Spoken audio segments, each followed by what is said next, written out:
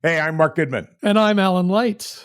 Welcome to Sound Up, your direct connection to all things music, and where you're able to get in on the conversation and actually be heard. Every week we do 2 shows. Both feature up-to-the-minute news, new releases, special guests, and whatever we know you need to know about the world of music. Then on our second show, it's Sound Up, Sound Off, where you can join the show and actually become part of that conversation. You can find out how to do that at sounduppod.com. On today's episode, who might be getting into the Rock and Roll Hall of Fame and who really was the big winner at the Super Bowl? Let's find out.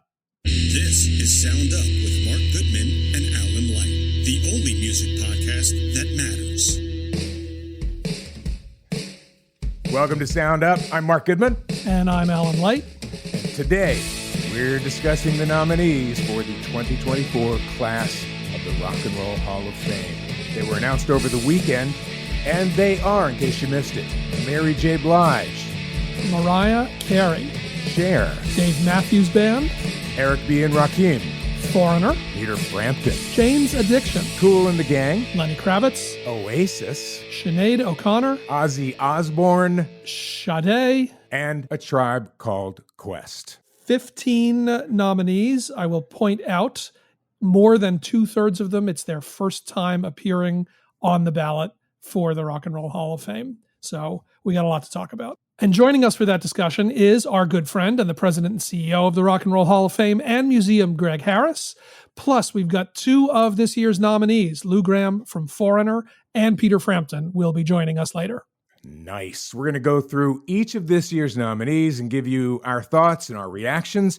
And as always, we want your thoughts too. So go to sounduppod.com and leave us an email, a voice message, or request to join us live on our next taping and be a part of this podcast. Plus, we have all the latest music news, including the Donna Summer estate joining the long list of people who are mad at Kanye West. Vampire Weekend announced a new album, and AC/DC announced for the first time in 8 years a European stadium tour. But before we get to all of that, let us start with last night's Super Bowl. I want to look at 4 major pieces of the game. There's the game, there's the halftime show, there's the commercials, one of which featured Beyonce announcing new music, and of course, Taylor Swift. Alan, I'd like to get your take on it. I get the floor first.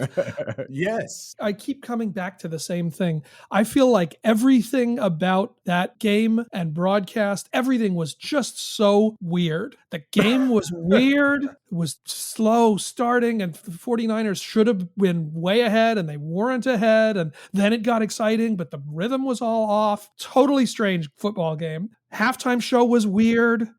I mean, Usher, the sound was terrible. He tried to do way too much. Like, you know, I have issues with medleys, but I have big issues with medleys when you do one line from a song. I agree with you on that. There were songs that came and went in like 5 seconds that were big hits that did not register that he even had performed them. They sort of got it together once he got on roller skates, once Usher showed his.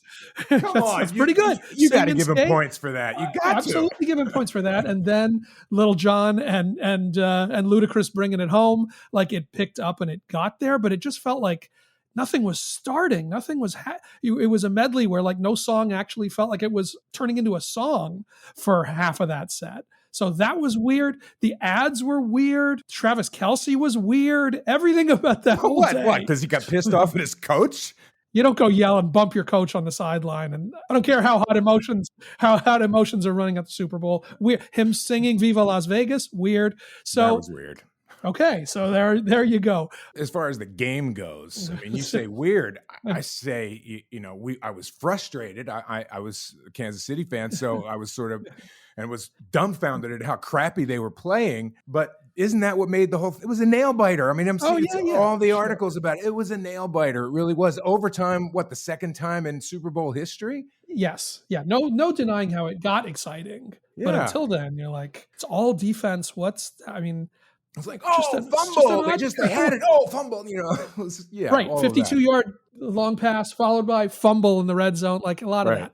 That was Anyway, weird. But the halftime show. the halftime show, I'm going to put it sort of middle of the pack. Hmm. To me, that's sort of where like The Weeknd landed. Yeah. That like it was okay. It was okay. It was a lot of people, a lot of moving around, a lot of dancing and stuff like that, which it was like they used to do in the 60s when they had marching bands. Yeah, I think doing that much stuff on the field was a little, felt like he got lost a lot of the time. Like when you think about that Rihanna performance, Yeah. Whatever you make of that, it was obviously the total opposite, but it was also this really striking visual, her on that platform. Yeah. Like there was a power to it and a clarity to it. And this was kind of like he was in there at field level with a bunch of people around him and a bunch of stuff going on. It was hard to know where to look.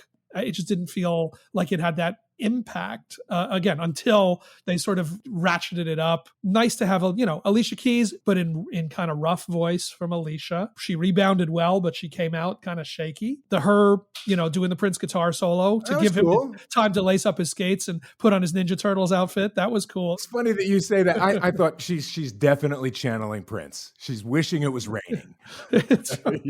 Listen, who isn't? Right. So it was okay. I don't think it's a move the needle performance. There are people who liked it, people who hated it. But as always with these things, I think, I do think you lose a little bit of the impact of how big and how many hits this guy has had for 3 decades when you're trying to shove them all in and just do a phrase from a bunch of them. Yeah. It doesn't connect. You had to sort of pick your spots, do your half a dozen songs and kind of give them the gravity where you're like, yeah, that one was big. That one was big. Yes, the Alicia Keys duet, that one was big, and it wasn't until the back half of it that you started to get that sensation from it. I happen to know, and maybe people listening know, that you have a thing about medleys to begin with, and that's what the frickin' Super Bowl performance always is. Which I understand. I agree that cut out a couple. Great, you had Alicia Keys up there. Let's spotlight her. How long was her on? 30 seconds? It seemed like 30 seconds is a long time when you're working with a 12-minute minutes. Window, right, exactly.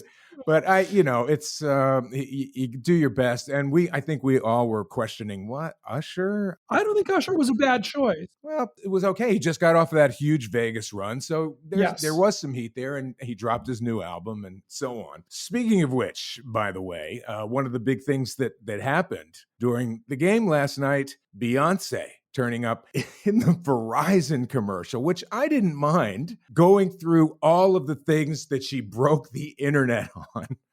But another thing that was weird to me was it ended with this she sort of said, okay, then drop the new music, right? Was the last line. Right. But it was kind of like, was that a joke? Was that like you didn't I agree. know? And I thought, okay, there'll be a part 2 later that'll be like, go to Verizon and you can hear the new, something that made this. I feel like people didn't really realize, oh, wait, there's 2 new Beyonce songs out. Right. Word got around and people started to figure it out and then they started to pick up on it. But it didn't have that oh, shit, right, mic drop, run right now and go listen.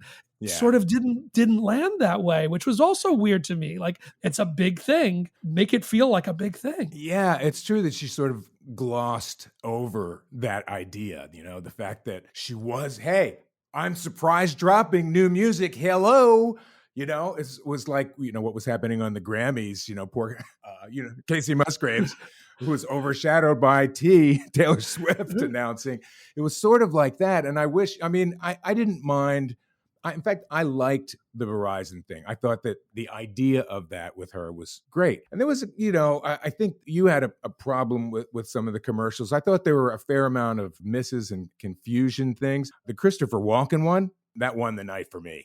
I just don't feel like any of those made a real I don't feel like anybody's going to remember any of them tomorrow. Yeah. And when that's the spend and the visibility and the story, you kind of want to leave a mark. It was all about casting. It was all about star power in every single one. What about, and again, I don't know where you come down on this, I thought the Dunkin' Donuts one with Ben and J-Lo I thought it was really good. Matt Damon, it was great. I didn't get it. I mean, you got Matt Damon, J-Lo, and Ben Affleck in a commercial. And Brady. And Brady. I was like, oh, we're getting a Goodwill Hunting spoof. Like, what's coming up? And it just didn't land for me. The one commercial outside of the walk-in that did land for me, I thought was the Friends thing. With Jennifer not remembering. See, I thought that was stupid. That made no sense to me. In that Uber, it was an Uber Eats ad, the jelly roll looking in the mirror and going, oh my God, what did they do to my face? It won't come off. That was funny. Agreed. That was a nice line. I think overall, those commercials didn't hit the way some, there's always a couple in Super Bowl that you go, holy cow, that really made a huge impression. And there really wasn't that this year. And considering the amount of money that they were paying, damn, they would come up with something a little better than that. Just say it was 40th anniversary of the Apple 1984 commercial. Talk about impressions, right? Talk about impressions. Talk about, statement. So, you got that. Meantime, it was the Super Bowl Taylor's version. Yes, the not green friendly Taylor Swift showed up at the Super Bowl by private jet. And I don't know if you saw when Post Malone was singing before the game even started, he was like 15 seconds in, Taylor in the box, at least wait till the game, something. Give the people what they want, man. You're still playing for ratings. What are you going to do? What are you going to say? She's the biggest star in the world and she's there. Yeah. Like, you're not going to ignore that she's there. Watching the weird parade of people. Oh, look, it's standing Lana Del Rey. Yeah. Look, Paul McCartney came up to the box and she's introducing him to the Kelsey family. Just the, Taylor as the maitre d', right? The hostess for the evening. Here's Ice Spice. All of that was, we're just trying to imagine what was going on up there. The big piece of tape that I saw on the morning shows was Taylor pounding a beer. Yes. That was like, whoa. Apparently they put that up on the Jumbotron in the stadium and people went nuts. It's hysterical. I love it. As a final note on Taylor, I was happy. I was rooting for Kansas City only because Taylor dug Kansas City. I have no skin in that game, really. And I was happy to see her on the field hugging and kissing her boyfriend at the end of the night. I was hoping for that. So we got news to get to before we go full on the big announcement over the weekend, which was the announcement of the Rock and Roll Hall of Fame nominees. So you maybe heard last week that Ozzy Osbourne and Sharon issued a statement of protest against the new Kanye West project, this Vultures album with Ty Dolla $ign, and said he had approached for a sample from a live version of War Pigs. They said no, he used it anyway. Added to that now was apparently an unauthorized interpolation of Donna Summer's 1977 hit I Feel Love in a track on this Vultures album. The lyric, oh, I'm alive, I'm alive, I'm alive, I'm alive, is seemingly set to the melody of Donna Summer's I Feel Love. A statement from the official Donna Summer account said, Kanye West asked permission to use Donna Summer's song I Feel Love. He was denied. He changed the words, had someone re-sing it, or used AI, but it is I Feel Love. Copyright infringement. 3 exclamation points. Yeah. I wonder, as far as Ozzy goes, if, this blows up any bigger, maybe that'll help him get into the Rock Hall this year, man. I did see somebody, it was one of those comedy sites. It wasn't The Onion. It was one of those other sites that posted old man mad about rap song on the right side of history for once. I love that. Which I did quite enjoy. Great. So, all right. Also, as goes Kanye, Fury follows in his wake. So there you have. Right. New music announcement also from Vampire Weekend, getting ready to return with a new record. After years of teasing, Vampire Weekend officially announced their 5th studio album called Only God Was Above Us, coming April 5th. 2 songs, one called Capricorn, one called Gen X Cops, coming out on February 16. They released the title, the album cover, and, Mark, your favorite, the track list. Yes. That looks like it sounds good. Ezra Koenig produced the album with Ariel Rekstadt, mixed by Dave Friedman and mastered by our friend Emily Lazar. And after they released their first 3 albums in 5 years, it's been further and further in between releases, but back with their fifth album coming in April. I can't tell. Are people buzzing about that? Is the heat off these guys? Or is everybody like, wow, thank God they're back? I don't know. They're in a funny place where they're not quite like a nostalgia act, but those who were kids when the first Vampire Weekend album came out, this is a little bit of back to their youth to get new. Like are they still a modern rock act, or are they veering are they into classic?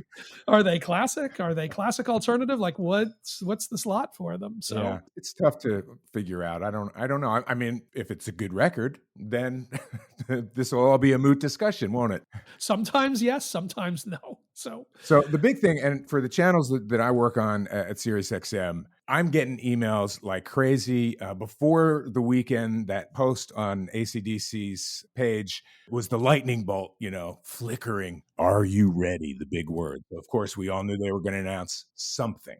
And on Monday morning, they announced the first European tour from AC/DC in 8 years. The European Power Up Tour, with a lineup featuring singer Brian Johnson, guitarist Angus Young, rhythm guitarist Stevie Young, drummer Matt Laug, and Chris Chaney from Jane's Addiction as the new bass player, replacing Cliff Williams, who announced after the Rock or Bust tour 8 years ago that he was retiring. 21 shows in 10 countries, starting in Germany on May 17, winding up in August with a gig at Croke Park in Dublin. Of course, they played the Power Trip Metal Palooza Festival out in the desert on the Coachella site in the fall, and Brian Johnson back on the stage is really the story. I thought it was interesting that the reason that he is back on the stage is the guy who invented for musicians those little in-ear monitors figured out a way to help Brian be able to tour. He was able to develop some sort of thing that allows him to sing and hear himself and so on. That's why he's able to get back on stage. I thought that was kind of cool. It's kind of cool. And again, I'm going to ask you, AC/DC, no Malcolm. No Malcolm. Malcolm's not there. Even Phil Rudd, I mean, he hasn't been there for a while, but, it's... Cliff Williams, right, no Cliff. So, I mean, to me, I think we got Angus. He's going to be up there in the shorts. And we got Brian Johnson. If you love Brian Johnson, I'm a Bon Scott guy. Not that I don't love Brian's work. But if we got Brian Johnson, then I'm going. They will be excited to see Angus and Brian up there, and then the rest of them are whoever they are. I mean, that will sell tickets. There's no question. At a certain point, it feels a little weird, sometimes a little sad to me when it's, ceases to be the bulk of the band. A band like that, where Malcolm Young was absolutely central to what AC/DC is and sounded like. And of course, you can play those parts, but that groove is what that band means. I agree. The rhythm guitar is what it's all about. Yeah. So, people want to touch history while they still can. I'm sure they'll still turn up. And to that idea, we're going to get into the Rock and Roll Hall of Fame nominees for the class of 24. Among them, Lou Gramm, who hasn't been playing with Foreigner in 40 or 50 years, I think. And it's Kelly Hansen has been doing the lead vocals. And Mick Jones, who I know physically he's not in the best of shape. I understand that he turns up at some of the shows and some not. And there's a situation where it's nobody who's original. And yet people still sell tickets for the name and the songs. Right. So, depends what kind of fan you are, depends what kind of experience you're looking for. But, I don't think AC/DC is going to have a problem selling tickets. And if they come back around here, it's going to be a big deal. So we should get into the rocket. I just want a last note. We'll get into it right as we were coming on air, and we can discuss when we talk about this. But first time Rock and Roll Hall of Fame nominee, Liam Gallagher enters the fray. Yeah. Not surprisingly, responding to Oasis nomination by saying, fuck the Rock and Roll Hall of Fame. So, thank goodness he's still in form. So we're still getting the same guy. If it would have been otherwise, I would have been disappointed. But we are going to get into these nominations, and I got to imagine that part of the deal here is the slim possibility that these two brothers may once again stand on the same stage. We know what we hope for. You ain't betting on that. All right, so we are going to get into the full-on discussion, all of the nominees for the class of 24 for the Rock and Roll Hall of Fame.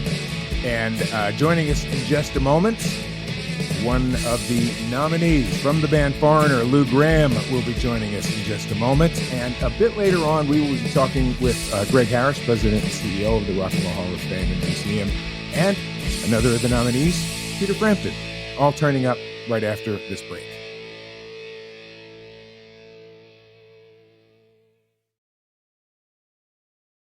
This is Sound Up with Mark Goodman and Alan Light, the only music podcast that matters. Welcome back. This is Sound Up with Mark Goodman and Alan Light, and this is it's that time of year again. The nominees for the class of 24 for the Rock and Roll Hall of Fame came out this past weekend, and who better to go through it with than my partner Alan Light. And one of the nominees, I want to welcome Lou Gramm from Foreigner to Sound Up. Lou, I'm so excited for you. I hope that you're excited as well. It's kind of hard to believe, and I know from talking to so many of the people who listen to me on the radio, everybody has been, what the hell? Why isn't Foreigner in the Rock Hall? First nomination. I know it. Isn't that strange? Yeah. What's your thoughts on all of this, on being nominated finally? I can only say I'm really pleased. I don't want to put a shadow on it by starting to say, why now? Why not before? It's now, and that's what it is. And I hope it goes through, and we can put this conversation to rest. That is the attitude we always. It's a long game, and things come around. So how did you get the news? How were you told, and what was first reaction? Well, I got a call from a Foreigner's manager, Phil Carson, and he says he has some really great news. And then he told me what the situation was, and I was over the roof. It was just such a long time coming, And we're not out of the woods yet. We have to get support from the people that vote and our fans to everything, I know that Foreigner for years has always been really, really strong in the fan vote. The fan vote, the fan vote ultimately doesn't have a hell of a lot of impact in terms of counting votes. Although it feels, and Alan can back me up on this, it feels as though oftentimes the fan vote seems to have gotten support from those in the nominating committee and in the Rock Hall generally. I wasn't aware what the votes that counted the most. I assumed for all this time that the fan vote really had the clout, when in fact it has some clout, but not a lot. In a numbers game, not so much clout. But Alan? The fan vote, I think, matters a lot in that it registers to other voters to say, hey, there's a lot of people are excited about this. People are behind this. And I do think that voters pay attention to that. So what is it, what does it mean to, obviously there's the honor and you want to be in the room and you want to be on the wall and all of that. But what does it mean to think of the band within this company, within, these names on the ballot here and the names that precede in the hall? How does that make you think about the legacy of what you guys have done? It's only positive the way I think about it, and to be in the hall, especially with our peers, not only the rock groups that came before us, but the ones that were trudging the tour road with us for so many years and are in the hall already. It's good to be amongst them now, hopefully. Do you have that legacy sense? It seems to me from the people that I have met post-induction that there really is a bit of reverence about it, and I don't know if you've been to Cleveland to the Rock Hall. I've been there a number of times. So there is that piece that sort of explains what the Rock Hall is, I think mostly to British musicians probably. But it really is a piece, and Alan, you can go further on this. I know the last thing that Jonathan Demme ever did, I believe, right? That film, yes, that's the sort of overview of the ceremonies over the years. Yes, yeah, and it's really moving, and it really, I think, sets the right tone for where this institution sits. That's awesome. I have to give that a good listen and see how it moves me. Lou, for you making the case, obviously there's a bunch, as you said, now it's moved to the next phase of be one of the top vote getters to get in there. You look at who else is on this ballot. For you to make the case for Foreigner, what are the things for you to say, here's what we've done. Here's the impact. Here's the influence. Here's why Foreigner should be in the Rock Hall. What would be your pitch? I would say number of charting songs over the years, not only in the singles area, but the AOR songs that dominated the airwaves in our time. I honestly also think, like in 2013, Mick and I were voted into the Songwriters Hall of Fame, which I think has a tremendous impact on us as a band for our credentials. Agreed. As one who worked in radio through Foreigner's heyday, you were top of the pack. Cast a long shadow, for sure. Appreciate that. Thank you. I'm going to get this wrong, but there was a stat that was, brought up within the nominating that said of the top 10 most played artists on classic rock radio, 9 of them are in, and the 10th is Foreigner. Tough to argue with those numbers. 9 of them are in, and the 10th. That's kind of a sick little phrase there, isn't it? Well, it's really exciting, and I'm really happy for you that finally Foreigner is on the bill to be inducted this year. And fingers crossed, I am hoping that the voters will stand behind you. I certainly know that the fans are standing behind you. And man, if you get in, can't wait to see what happens on induction night. Yeah, it should be a lot of fun, shouldn't it? Should be great. Foreigner's Lou Gramm.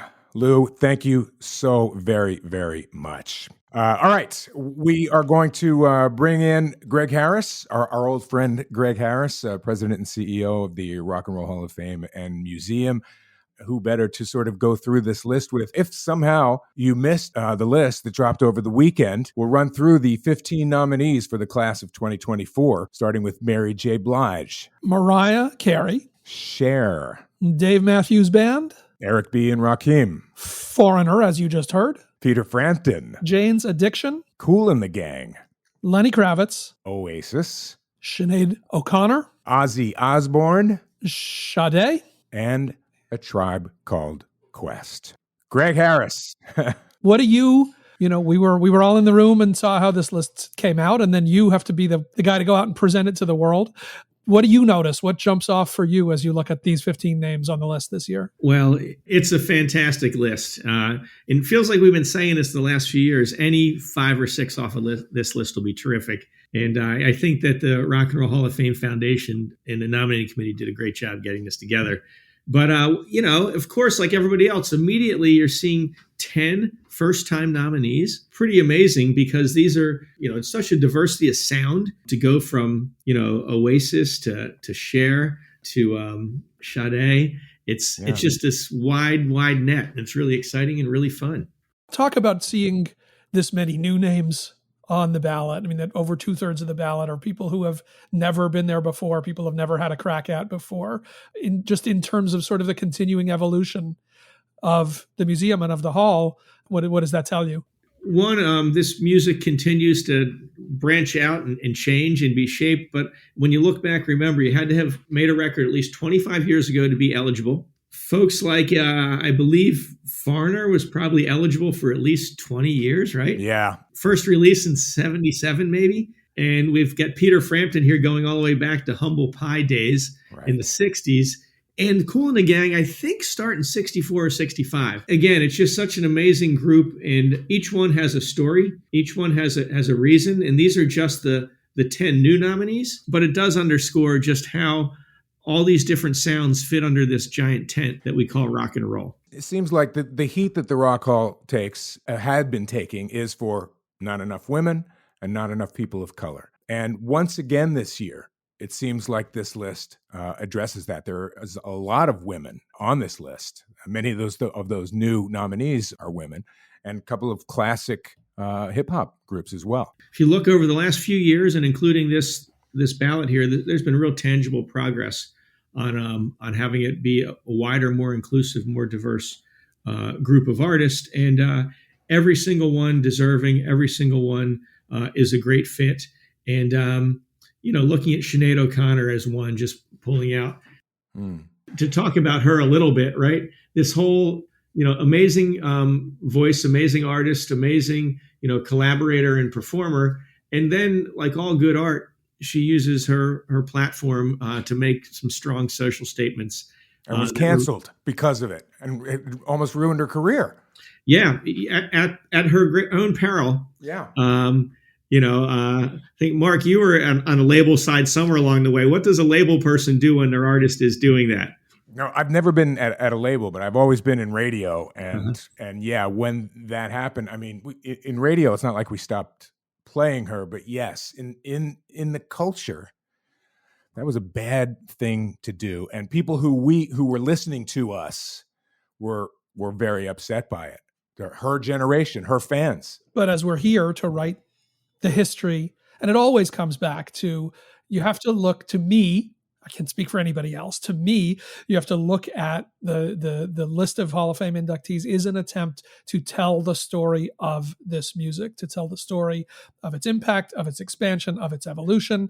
And for somebody, somebody like Sinead, who history has obviously written a very different story than what it felt like at the time. It did take years getting away from that moment to be able to say, well, look at what it is that this person achieved. Look at what it is that they accomplished. Look at the impact that they had. That's why the coming 25 years later matters. There's a perspective that's outside of, who's got the hits or who's up or who's down. Certainly there are people on here, we've said, do you judge somebody by their greatest moment or their lowest moment? We always said, if Neil Diamond had never done If You Don't Bring Me Flowers, would he have gotten in 5 years earlier, right? So with somebody like Peter Frampton, who we will be talking to, we know the highs are some of the highest in rock and roll history, and the lows were disastrous. And he's the first to say that. So this is the chance to look at, what does it all add up to? And would you say, I mean, once again, sad to say, but Sinead's passing sort of alerted everyone to that, I think, no? Yeah, I think there's a newfound awakening, a revisiting of the catalog and the influence. And by the way, her statements as an artist aren't her low point. That's, she's speaking the truth. That's and right. And really believing in her convictions all the way to the point of her own peril, like you said. But she, I gotta admire that artists do speak as the voice of change. And so often for her to do that. But in general, we've seen this a few times, right? With NWA, they'd been nominated a couple times, and the film came out about NWA, and it put them back into a broader consciousness, especially with the voting body. And likewise, the Go-Go's documentary film did that. I could probably name another 7 or 8. Yep. And I think, with Sinead's passing, sadly, with her passing, I believe that everybody sort of listened again or listened more and went deeper, and you realized, wow, we lost somebody that was incredibly gifted and incredibly talented. And maybe that helps with a new extra interest in the artist, and that's what put them over the top. And ever more tragic, that reassessment really started before her passing. There was that documentary about her that came out last year that people were talking a great deal about, and looking back at that career prior to the tragedy that follows. So the playing field is always shifting. Another of the big nominations that to me were, I don't know if surprising is the right word, but I'll take it. Cher. It's a nomination that I think that you're going to get heat about, but I would argue, for those who will give you heat, Cher was massive for us on MTV. I mean, not like, oh, wow, yeah, that's a cool. No, she was massive. I didn't realize, Alan, of course, I'm sure you did. I didn't realize that Sonny and Cher are not in the Rock Hall, which was sort of surprising. So does this help to make that right? Well, Cher has always been Cher. But as you know, she comes on about 1964 or so. And her first solo work, though, I believe is early 70s, very, very early. Oh, yeah, for sure. Maybe even 1970. Yeah. And so, I think talking about Cher in particular, her shadow has been massive on all these other artists, and not just the ones active today. You could name, a whole host of current artists from Taylor Swift and others that are going to look at Cher in that whole persona. But talk to Madonna, talk to artists like that were vibrant, that are vibrant and were coming on the scene in the 80s. They looked to Cher as a great role model and a leader. And as you said, she's had hits in every decade. It's there. It's a big influence, whether it's through MTV and visual or through radio. Or through auto-tune. Yeah. As a tool, right? Not as a corrective device, but as a tool. The auto-tune revolution begins with Believe. There's no taking that away from her. So, so we've got a couple hip-hop artists on here, as mentioned, Eric B. and Rakim and Tribe Called Quest, both. Tribe Called Quest back on the ballot. And did Eric and Rock go on the ballot once previously a few years back? It's a second nomination, yeah? Yeah, they were on a number of years ago. And you're right. And, Alan, this is a subject that you can go really deep on.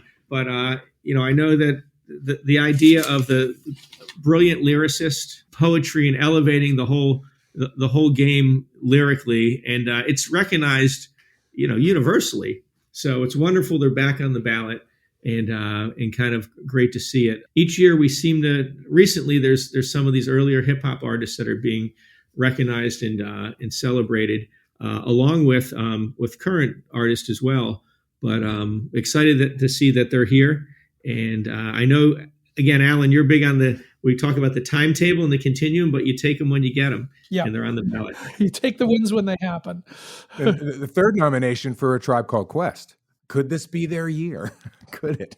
They continue to get support from voters, and we'll see how it shakes out. We can't go through the full list. We'll be here forever, but I want to ask, because you and I spoke about this a lot, Greg, just anyway, will be really interesting to see what the response to Oasis getting on the ballot is, because of course, if this was the UK Hall of Fame, they would have walked in a bunch of years ago, and it's hard to gauge what they mean to a predominantly American voting body. And on the one hand, I could see them walking in, and on the other hand, I could see them sort of flatlining with voters because they didn't have the same impact over here. I'm glad that they're getting the shot, because I do not know what's going to happen with that.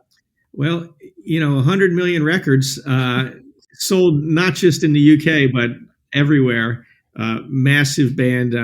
It'll be interesting, right? And I did see a quote came out earlier today. Yes. And in true Liam fashion, you do have to be true to yourself. So it's great that they're on. It is their first time on the ballot, and they played how many nights at Wembley, right? Right. All right. And yet somebody will be playing an Oasis song and an acoustic guitar inside of a pub with 4 people, and everybody's singing along.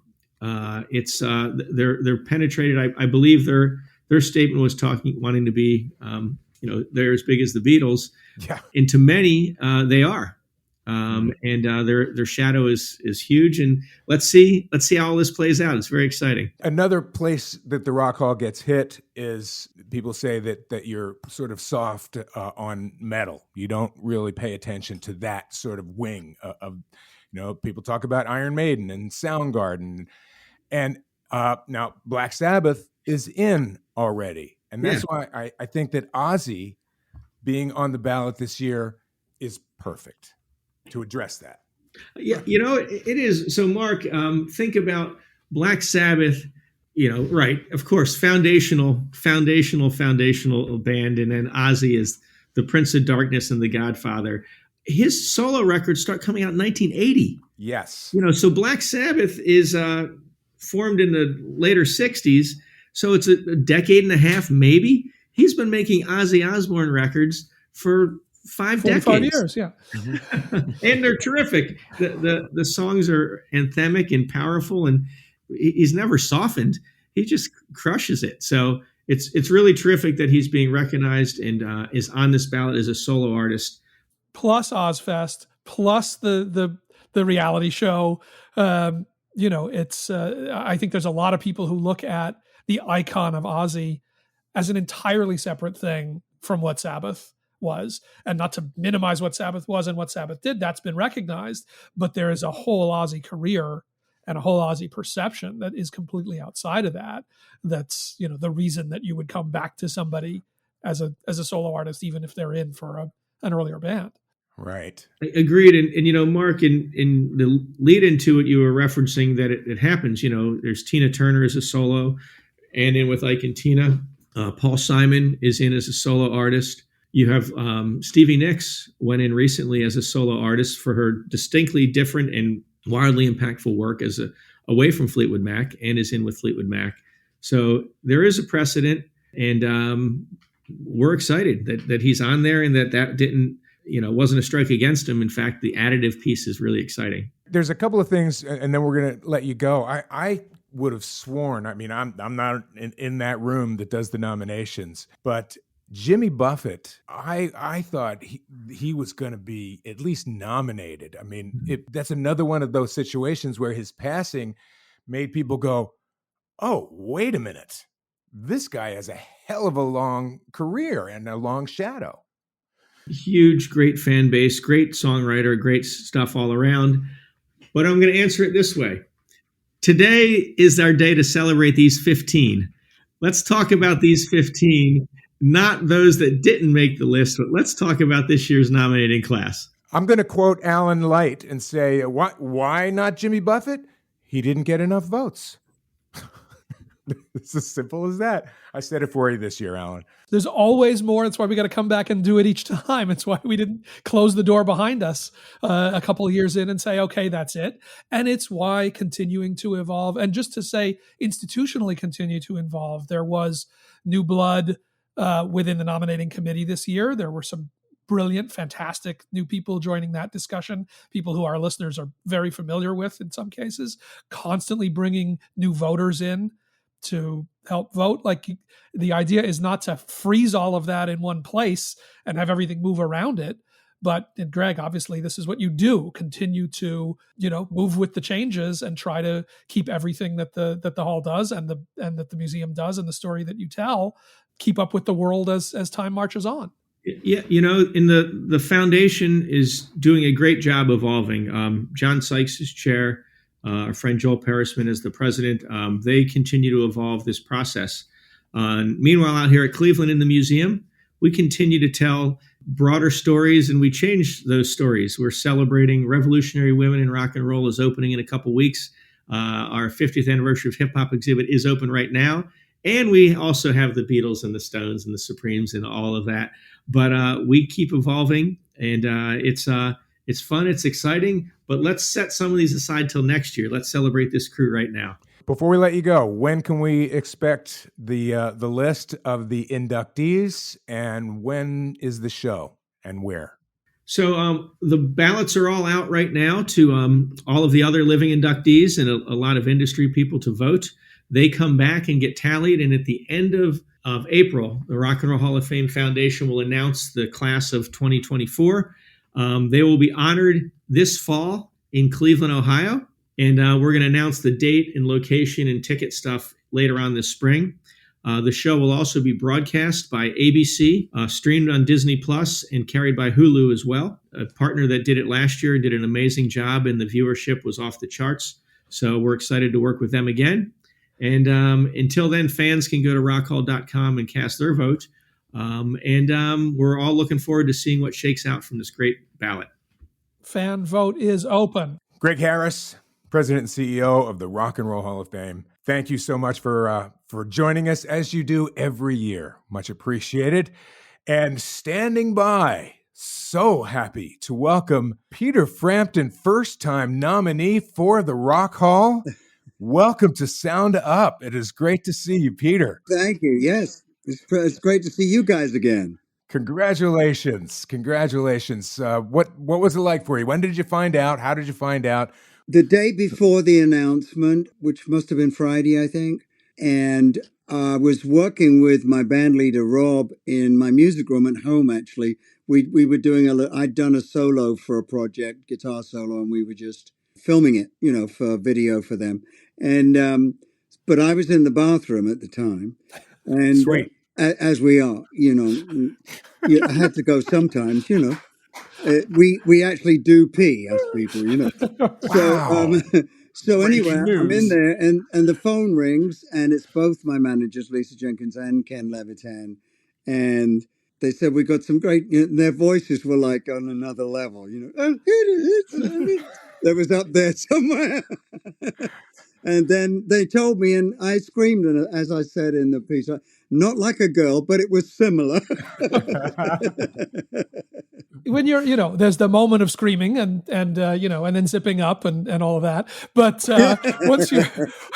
once you're out of that moment and you have a minute to reflect and you've had a couple of days, what does it mean? What does it bring to mind to get news like this and to get recognition like this? Well, first of all, I've always, and you know me, Alan, probably Quite well. better than a lot of people because of our book together, and the many hours of talking we did. But I've never expected anything in my life. I've never felt if I deserved something, I had worked for it. And then if it happened, then it's all the sweeter, So yes, could I say over the last 20 years I was a tad disappointed occasionally? Yes, I would say so. But this is what it now means. It's a completely different thing now because, yes, I am possibly going to be voted on into the Rock and Roll Hall of Fame with all these incredibly successful and talented people. And to be on the same level as those, I would still aren't, but regarded as someone worthy of the Rock and Roll Hall of Fame. It's amazing. It's just amazing. It's interesting that I'm glad to hear that you have that sort of perspective. We have talked in the past about the concept of Brits being inducted into the Rock Hall, and I'm thinking of the Moody Blues. They were inducted a few years back, and they were like, fine, this is really cool, but they really didn't kind of know what it was. But you're kind of Brit / American, I guess, right? Yes, no, I absolutely know. I mean, well, you've only got I've watched every one, since they started, and so I've seen. Kudos to you for sitting through some of those. Yes. One of my favorite moments of was when Jeff Beck was inducted, when I think Rod inducted him, and he said, well, then Jeff gets up there, and he didn't say much, or what I saw, and he just said, well, most of I have a love-hate relationship with Rod. Yeah, he loves me and I hate him. Those are the moments that I think there's a part. There might have been an iota of truth in there somewhere, but they're good, the best of friends, I'm sure. So saying that, talk about obviously this past year you came and played as part of Cheryl's segment. Yeah. What did you see? What did you feel from being inside the ceremony like that? And how did that shift any thinking about what this is all about? Well, I don't think I could, even if I get to Cleveland, I don't think anything can be as exciting as what that was. I mean, it was playing not only with Cheryl, but her wonderful band. I mean, I know all of them, and some of them have been in my band, over the years. And so it's like a big family. And then to have Stevie Nicks come out there as well, who I've also known since the year dot, because of we sort of broke at the same year, 75. That was just amazing. I mean, there aren't words for those moments, I don't think. It's like, it's just crazy, that there I am sitting on the stage and playing with Cheryl, who's being inducted. And what an exciting moment that was. It was just to be there for her meant so much. And the fact that she asked me obviously was amazing. The very nature of the Rock and Roll Hall of Fame sort of makes one kind of look back, an assessment. You have to look back, and here were moments, here were, things, part of the reason that you're on the list. Does it happen that way in your mind? Do you think, like, I'm anxious, Rock On, that Humble Pie record, one of my favorite records of all time to this day. And I'm glad that that's going to be part of your recognition. Yes. How do you feel? When I do like when we wrote the book together, it's like at the end of each session, I go, geez, did I do all that? It's like, there's a lot gone on since I was 14 years old, and younger. But I mean, this year, and I'm so lucky to still be able to go out there and do another 4 weeks touring this spring. This year is my 60th year on the road, so it's since I started when I was 14, much to the chagrin of my parents. These are long careers often that we talk about when you're talking about Hall of Fame. You're talking about 25 years minimum, Right. To be able to look at this. And one thing that comes up a lot is, do you look at people from the career highs, the career lows? The example we always go back to is, would Neil Diamond have got in earlier if he hadn't done You Don't Bring Me Flowers? What's the lens you look through? And you, as somebody who has had some of the highest highs and lowest lows, Right. With the perspective, with, time passing and looking back, the others looking back and you looking back, how does that all, in a moment like this, how does that all kind of shake down? I don't think that there would have been so many future high points if I hadn't been so low. I think we all learn from our mistakes more than from our successes. Even though I did learn from my success as well, what not to do. But no, but I think I went back to square one, maybe a couple of rungs up the ladder, but I went all the way back. It was almost like minus, because now people, oh, Peter Frampton, no. Have you seen that cover of I'm in You? Oh my God.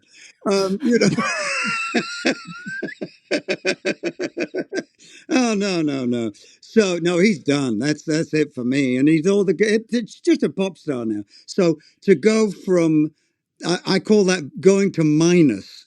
I had to fight back, and I've never given up in my life. And I'm a fighter. I get that from my parents.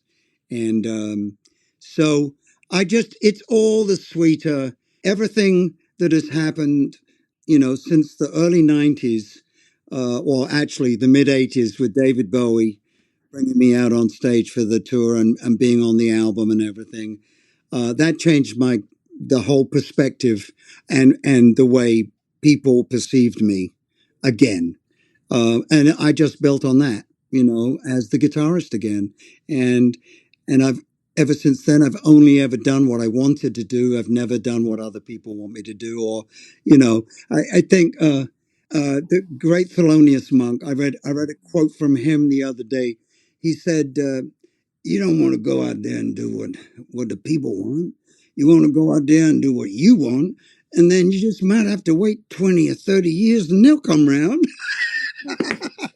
But it's true, You don't make it by following trends. You make it by being a trend. Carving your own path. Yeah. And wind up with the Rock and Roll Hall of Fame nomination. Now let's see what happens. Let's get the fan vote out there, and yes, I have the to wheels turning. Thank everybody. They are voting like crazy. So keep it up, people, and you can vote every day. That's right. That's it. That's right. The fan vote. Before we let you go, too, Peter, you mentioned that you're heading back out. You've got a bunch of dates. You road dog you. When do they start? Where are you going? Where can we find you? We're doing I think it's like 18 or 19 shows. We're doing 2 weeks. Starting off in West Virginia. What do I know? I'll have to wait for the itinerary, but it's more south and east. And then we take 10 days off. And then I think April 1st, we start back up and we make our way out to the West Coast. And we end up at the Greek on April 13th and San Diego on the 14th. Then I'm home the 15th. Just so fantastic. You keep feeling well enough to keep going. It's remarkable. I'm so thankful. Believe me. Well, here's fingers crossed that we're going to be hearing your name when those the official inductees are announced late April, early May. We're hoping Peter Frampton is on that list. I hope so too. But you know what? If it doesn't happen, it's okay. Yeah, it's what Monk said. We might have to wait 20 or 30 years. Peter Frampton, can't thank you enough for carving out some time. I know that you're prepping for this tour, so I know what it means for you to carve out some time to talk to us, and it is much appreciated. That's going to wrap up the show for us. Many thanks to Peter and to Lou Gramm and to Greg Harris from the Rock Hall for joining us. And our next episode is our Sound Up, Sound Off show, where we want to hear from you. What are your picks, your snubs for the 2024 Rock Hall class? What do you think of the Super Bowl? We didn't get to that with you yet, so we got that and quite a bit more right here. Go to sounduppod.com. Find out how you can be part of our live Sound Up, Sound Off podcast taping later in the week. Email us at connect@sounduppod.com. That's true, and don't forget to give us a 5-star rating on whatever platform you listen to. Sound Up, and you can catch us next time right here on Sound Up. Sound Up is hosted by Mark Goodman and Alan Light, produced by Roger Coletti, and distributed by Revolver Podcasts. Theme music by Smile from Tokyo. Get Sound Up on Apple Podcasts, Spotify, Pandora Podcasts, or wherever you get your podcasts. For more information, email us at connect@sounduppod.com. We'll see you next time right here on Sound Up with Mark Goodman and Alan Light.